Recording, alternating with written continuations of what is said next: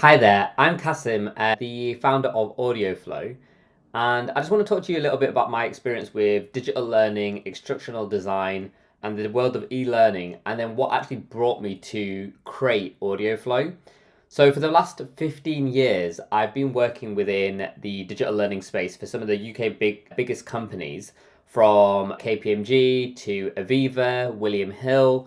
And basically my role has been as a senior leader is to go into these businesses, look at their digital learning estate if they have one, and then look to where we can actually improve the learner's experience within the digital learning arena.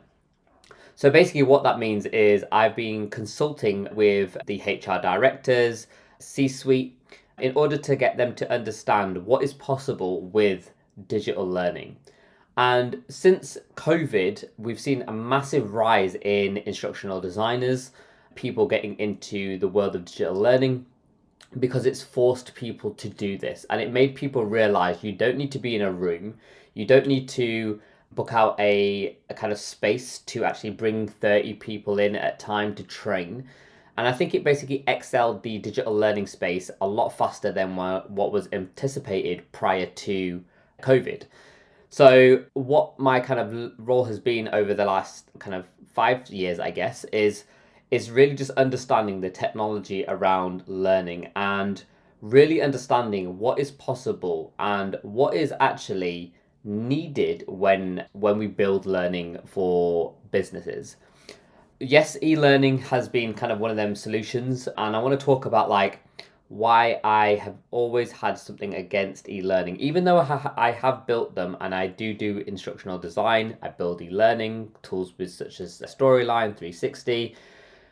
But ultimately, when we look at the data behind from the learning management systems, is that we see that we get a lot of uptake when we tell people to do learning. So if it's something for compliance or onboarding, for example, this is something that somebody normally gets because it's automated. So the system will send an email. It will basically say, here's some learning, and you have to complete it in order to be compliant. And the data normally shows reactions where people will do this, or you'll get people who just press the next button and get to the end and do the quiz because they're not really that engaged with e-learning. It's kind of just a PowerPoint, to be honest, with a click button. Yes, you can make it engaging with some quizzes and some other features, but ultimately the tracking behind it is actually, has somebody completed or not. It's not really around has somebody retained knowledge and what has been the benefit of that. And this is something that has been a big challenge of my career over the last 15 years, is how do we prove that somebody has retained knowledge? Another piece of the puzzle is a lot of people have always said to me and come up to me and said, Kasim, how do we do learning on the go? Now, if you are forcing everybody to do their learning on their learning management system, it becomes very difficult to be able to do learning on the go. And what people mean by learning on the go is doing work outside of work, alternatively on the commute to work, or if somebody has like a driver's role, for example, so somebody's doing like a courier role, how do you can train somebody whilst they're driving, they can listen to something? You can't do that by an e-learning. So there's been lots of challenges around how we deliver learning. And I think the reason why a lot of people default to e-learning instructional design as a solution is because it is what people have known for so long. And I think people just think if you can document something and you can evidence it, especially when it comes to audited tasks, such as compliance learning, that you need to do it on an e-learning. Now, my kind of take since the kind of age of like YouTube and Spotify and podcasts is like we should be creating learning in the same way that people learn outside of work. So if I was to ask you now, how do you learn outside of work? Would you say, oh, it's definitely an e-learning? Or would you say, I've come to YouTube to watch a video on learning on something that's specific to me? Would I say I potentially listen to a podcast? Or potentially even go to social media? So people learn in a minute via TikTok these days. So if you're looking at a recipe on how to cook, you would potentially go to TikTok, you'd see that 1 minute video, and in 1 minute you can get enough information in order to create a piece of a cake, for example. So my kind of piece of this whole takeaway is to kind of make people think outside of the traditional ways of creating learning. And that's what's kind of made me create AudioFlow. Now, I've had a love for podcasts. I've got a marketing agency outside of AudioFlow as well. And we've done quite a lot of work with creators who create content over YouTube as well as podcasts. And some of the data has actually been phenomenal because people naturally, because they kind of engage with these creators, they naturally want to watch the podcasts and listen to the podcasts. And what we've seen is a lot more long-term retention because people engage with them, people are interested, people like listening on formats such as Spotify. And we've done surveys to see where people actually listen to these podcasts. So the gym, on walks, on the way to work, have all been the answers of people who listen to these podcasts from the creators. Now, if you were to ask people at work, how do you find your learning? What makes you want to go on to do this e-learning that I've created? And one thing with e-learning, I mean, let's be honest, it takes a long time to build because of SMEs. SMEs delay projects. We could potentially can spend like 2 to 3 months to do something. And all of you probably can relate. There's been a project that you've worked on and you've done pretty well. You've done a good creative piece of e-learning, but nobody has done it. Like the uptake has maybe shot up to start off with because comms has gone, people's interest peaked, but there was no continuous marketing. So then you see a massive decline of people actually going, oh, well, they find it hard to find learning because they don't know where to go. They don't know how to search for it. Do I go on my SharePoint platform or do I go to like learning management systems? Where do I go? There's LinkedIn Learning. There's a lot of noise. So yeah, we spend all this time building these pieces of learning for like 5 people to do it. And that frustration kind of like fed down to me, especially within the roles that I've seen. And it's hard to consult with businesses to say, we believe that instructional design, digital learning is the right solution when you don't believe it yourself. So this is AudioFlow and this is my solution. And this is just a tool for you to kind of go, maybe this is something that we can look at. It doesn't necessarily have to be AudioFlow. You can look at alternative AI tools as well in order to help create learning, but really actually just to speed up the process. And one thing as well as what I've always said is like we need to test people's appetites before we invest more. So how can you say that we're going to do something like a leadership program which potentially can cost you like $1 million to run to every single leader across the business when there's nobody who's interested? And the good thing is like with AI tools now is that you can test the water a lot faster. You can test the market. You can see if things work. You can see if there's appetite. And you can do that relatively quick. So what I'm going to do in this video is I'm going to show you AudioFlow. I'm going to show you how it works and how fast you can build a piece of learning to deploy to your learners across the business and see if there is an appetite. And if people like doing the podcast, then great, you can continue building more. If people like kind of real videos and kind of scenario-based learning, then obviously you can kind of go into that world as well. So there's different kind of things but for me, I think because of like an uptake of podcasts, people are just becoming so used to listening to them. And yes, there's a lot of podcasts out there, but the purpose of this AudioFlow platform is to build short bite-sized learning podcasts within minutes. And I will show you how to do that. So this is just the podcast AudioFlow's homepage. So once you sign into AudioFlow, you will basically get a dashboard. So let me just log in. Okay, so this is the dashboard for AudioFlow, and I'm going to show you how fast you can actually build a piece of learning. So there's different tabs on here in order to create your podcast. So you can just copy and paste your information into here, or you can upload a document such as a PDF, PowerPoint, or something similar. So I'm just going to upload this PowerPoint. So it takes a few minutes for it to basically take the information off the PowerPoint. So it'll take all the text off there, or the PDF. And then what will happen is that once that's uploaded, you can go back to the AI generator tab here. All you need to do is give this a title, and then you can see here straight away that the transcript, everything that was basically in that document is now in here. What the AI will do is that it will take this information and automatically turn it into a conversation depending on how many people you want to be in that conversation. So you can have a conversation where it's a solo presenter, just like I'm speaking to you now, talking about the subject. You can have a conversation with 1 to 2 to 3, 4 people in there as well. And you can have different backgrounds, different accents, and I'll show you exactly how to actually do that. So you can basically say as well, like, what type of podcast do I want this to be? Learning content is what we're going to do. You can build this for like internal comms. So instead of like generating an email, which people get email fatigue, you can send out a podcast with the information of that comms. So what I'm going to do is basically just go on to format, go to interview style. I'm going to change the tone to casual because people just like more of a casual conversation.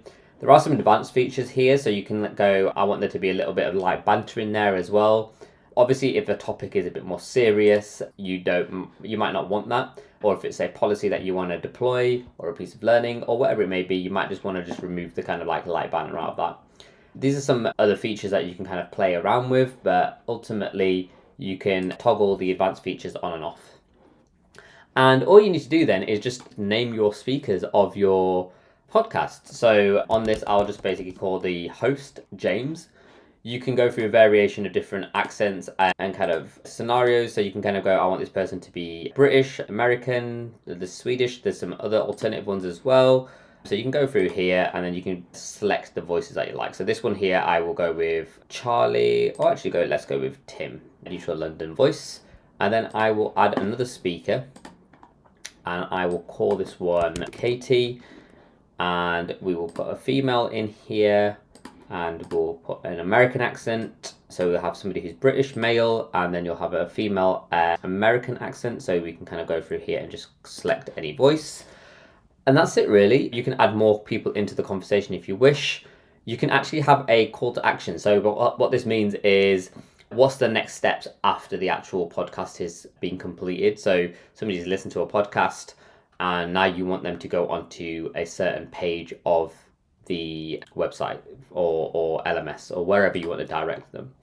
All you do then is you press create audio, and what this does is that it will automatically take the information that you fed it. It will then turn it into a conversation of 2-3 people, depending on how many people you put into the conversation, and it will produce you an MP3. Depending on how much information that you put onto here, depends on how long this will take. So just a couple of other features whilst this is loading is that the platform then allows you to create the podcast in English, and then you can translate it into up to 30 different languages, from French to German to Punjabi to Arabic, depending on what language that you require. You can then go in, and once you are happy with the English version, you can then go forward and create multiple language versions of the podcast. But for the sake of this demo, I'm just going to show you how to create this in English. So just a couple of other tools as well whilst this is loading as well, and something that I'll show you afterwards is quizzes. So how do we evidence that somebody has listened to the actual podcast and then retain knowledge off the back of it? So we can add a quiz. But yet again, this is something like, it's very similar to e-learning. Is one, you read it, you've done a quiz, there's no evidence off the back of that, which then shows that somebody is retaining that knowledge. So what you could do is that you could create the first podcast with some questions. You could then potentially create a follow-up podcast with some alternative questions, which could be deployed in a month or 2 months, just to make sure that somebody has retained that knowledge and might need a refresher. So the actual system itself creates podcasts which roughly around about like 5 minutes, depending on how long the actual information is. If you feed it enough information, so say for example this one has just been created, it's 7 minutes long, and let's have a listen. Hey there everyone, I'm James, and today we're diving into National Friendly's Friendly Health Policy, and with me is Katie, our expert on all things health insurance. Thanks, James. I'm really excited to discuss this policy today. It's got some interesting features that I think will surprise our listeners. So Katie, can you give us the basics of what the Friendly Health Policy is all about? Sure.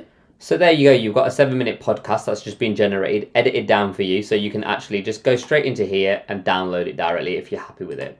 Alternatively, if you're not and you just want to make a few amendments, what will happen is that all your content will go directly into the approval sections ready for it to be finalized. So this is where you have the chance to go back and edit the script. So all the script will be here. You can go back and edit. You might not like the voices that you've selected, so you can go back and swap the voices out.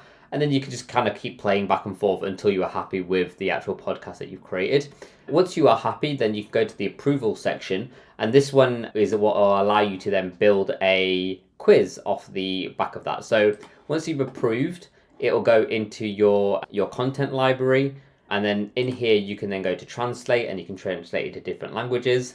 But what I'll show you in the next phase is how to actually then create a quiz off the back of the actual podcast that you've just generated. So all you need to do then, once you've generated your podcast, is create the quiz. It will find the actual podcast that has been approved, the latest one. You can give it a title. So for this one, I will just call this test quiz. You can then select how many questions that you want to basically do. So I might give it 5 to 10 questions. For the sake of this demo, I'll just do 5, and then you can go to 70%. One thing with this system is that you can send out a link for somebody to then do this. You can set it where it's an open link, so anybody can, with the link, can just do the quiz, but everybody will be anonymous. Alternatively, you can do identification required, which basically means that somebody needs to submit their name and email address in order to take the quiz, and then obviously you can track names, emails, and so forth. So I'm just going to turn this off for now, just for the sake of the demo.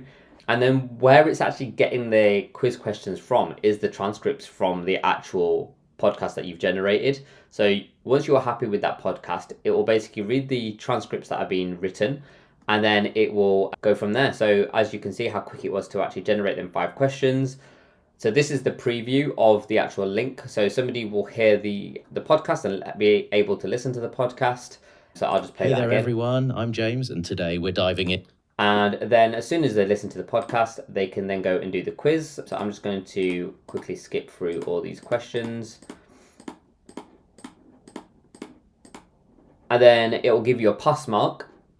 And you can take the test again, or you can basically see which questions you got right and wrong, and it gives you kind of a little summary as well. You can then go back and take the actual quiz, and then from an admin perspective, you can go back and just see the results. So as I was anonymous there, and it was just 1 out of 5, I had a 20% pass mark. Obviously I failed. You can see the time, how long somebody took to do this, so you can see if somebody is actually paying attention. And then you can also then export this to a CSV as well, so you can upload this into your own learning management system, for example. So that is just the basis of AudioFlow. But ultimately, the reason why I built this, like I said before, is to allow a different way of learning, and for people in businesses to produce learning. Secondly is learning on the go. So giving people the ability to be able to actually learn on the go. And you can upload this to a SharePoint page or an intranet page, or you can upload it into Spotify, depending on where your business is happy and kind of gives you permission to be able to store the audio files. So you can people that accessibility to be able to listen anywhere. Alternatively, you can host it on your own internal servers, and then you can deploy it from there. Also as well, it kind of gives you the ability to be able to test the market. So testing the market is massive when it comes to investment.